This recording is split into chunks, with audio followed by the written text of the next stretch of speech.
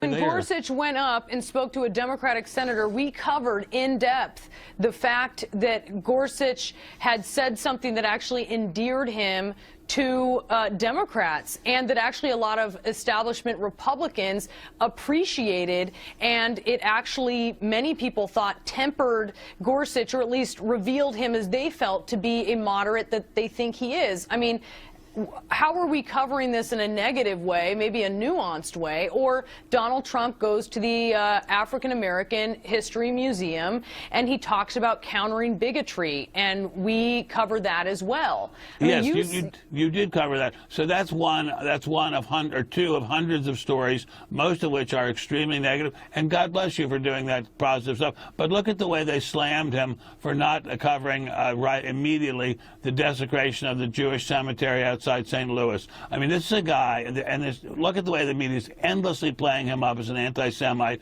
This is a guy who has a Jewish son-in-law, whose own daughter converted to Judaism, who's never been quoted saying a single anti-Semitic word, and they're constantly slamming him as being a racist or a white supremacist or something without any evidence of it at all. I think, with the greatest respect, and I appreciate your pointing out things where I was mistaken, but with the greatest respect, this is a guy that they're just smearing all the time. I don't blame him for wanting to fire back at them. If he were as smooth as Ronald Reagan, he would handle it more smoothly. But no one, again, will ever be as smooth as Ronald Reagan. You said you think the press is trying to do to him what they did to Richard Nixon. Yes. So give us your perspective on that, because a lot of people look at what happened to Richard Nixon and they say, I mean, what Richard Nixon did to himself. The tapes from the Oval Office showed that 6 days after the Watergate break-in, he was discussing himself. He was discussing a cover-up.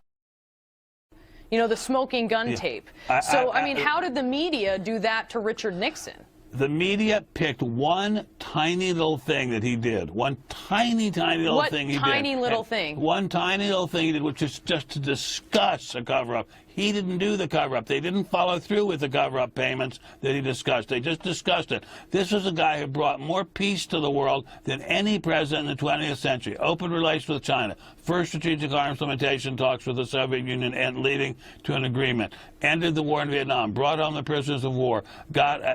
Saved the life of the state of Israel. And so you think the Watergate scandal and what was uncovered was phooey? It was not a good thing. Shouldn't have done it, obviously. But compared with his achievements, nothing. And I think they're doing the exact same thing to Mr. Trump, whose achievements, by the way, compared with Nixon, are nil. But I think they're trying to do the same thing. They're trying to undo him basically before he even gets started. Okay. I wouldn't argue that, no. Okay. So let's say I would argue, for instance, that you know, Fred Phelps very severely with 12 members of the Westboro Baptist Church. And what they say is faggot. In Iran, you get thrown off a rooftop. I do not think Jerry Falwell, and I think a lot of Christians would take. Hold on. Okay, so let me make my point that I was making before you did this. Okay, the baseline, the jumping off point, Jesus, right? Okay, Jesus. Okay, Jesus never killed somebody. Jesus never beat his wife. Jesus never advocated to beat your wife. Jesus never caused a war. Jesus never beheaded anyone. Jesus never called for the killings of Christians and Jews. Jesus never established even a form of law. Muhammad did all of those things. So could we agree that Muhammad himself would be a radical fundamentalist that we would both have a problem with?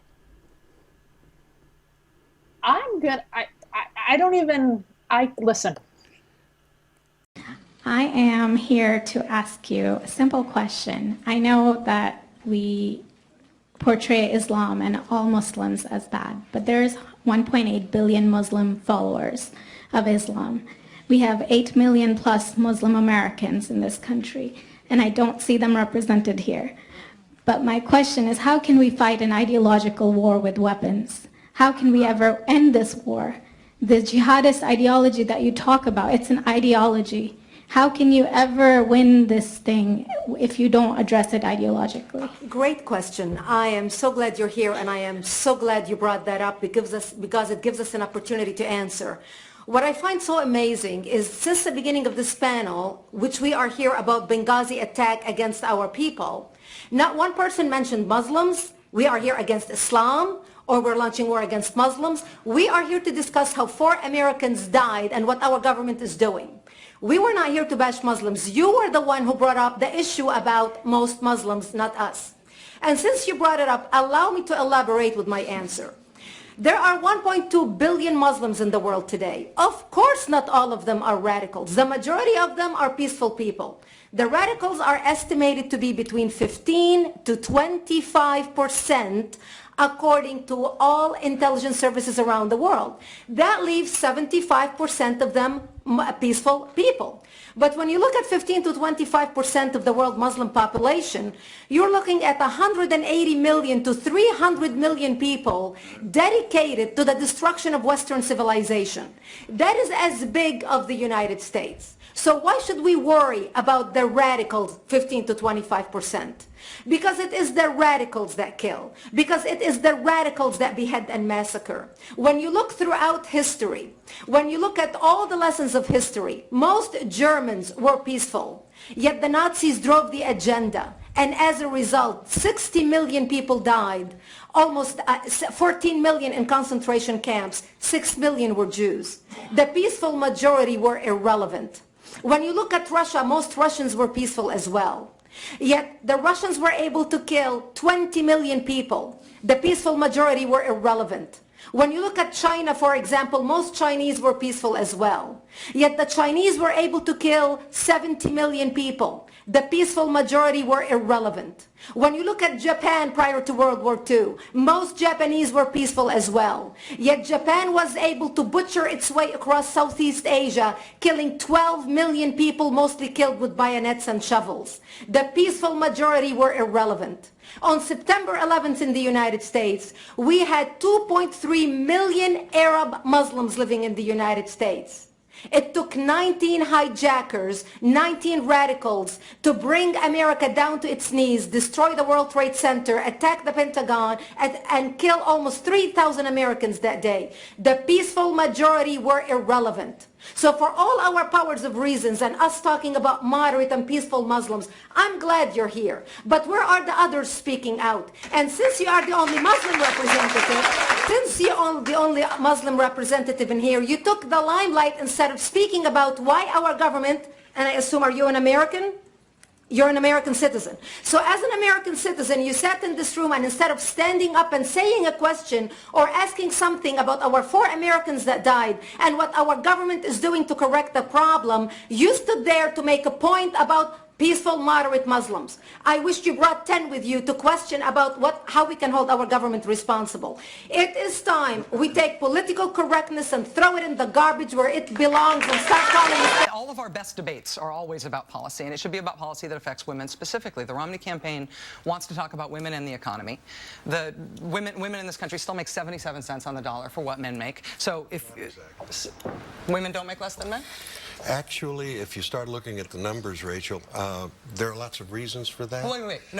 Well, don't tell me the reasons are. Do women make less than men for doing the same work? No, because... Wow. Okay.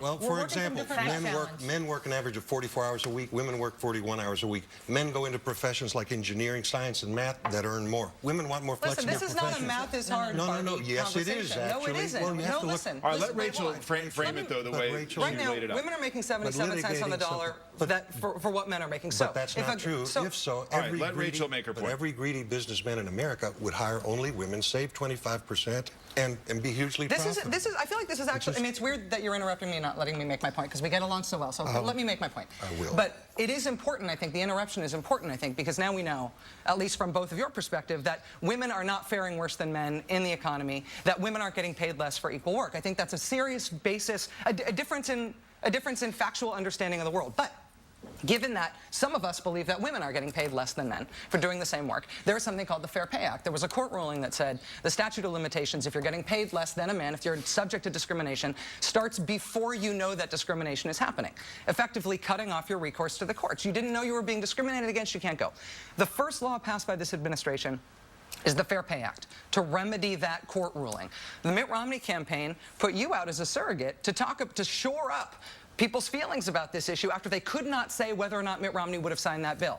You're supposed to make us feel better about it. You voted against the Fair Pay Act. It's not about whether or not you have a female surrogate. It's about policy and whether or not you want to fix some of the structural discrimination that women really do face that Republicans don't believe is happening. It's policy, is the argument. It's policy, and I love how passionate you are. I wish you were as right about what you're saying as you are passionate about it. I really do. That's For really example, condescending. no, I mean, this is a stylistic issue. I'll tell you what. My passion on this issue Here's a fact. is actually me making Can a I share factual one argument on it. May Alex, may I share one fact with you? Please When share. you look at, for example, single women working in America today between the ages of, I think, 40 and 64, who makes more, men or women, on average? Men make $40,000 a year. Women make $47,000. When you take out the marriage factor, look at some economics. My point here is that we're manufacturing a political crisis to get away from what this election really wants to be about. All right, well, let me bring... And that's the Obama strategy in this election. All right, but let's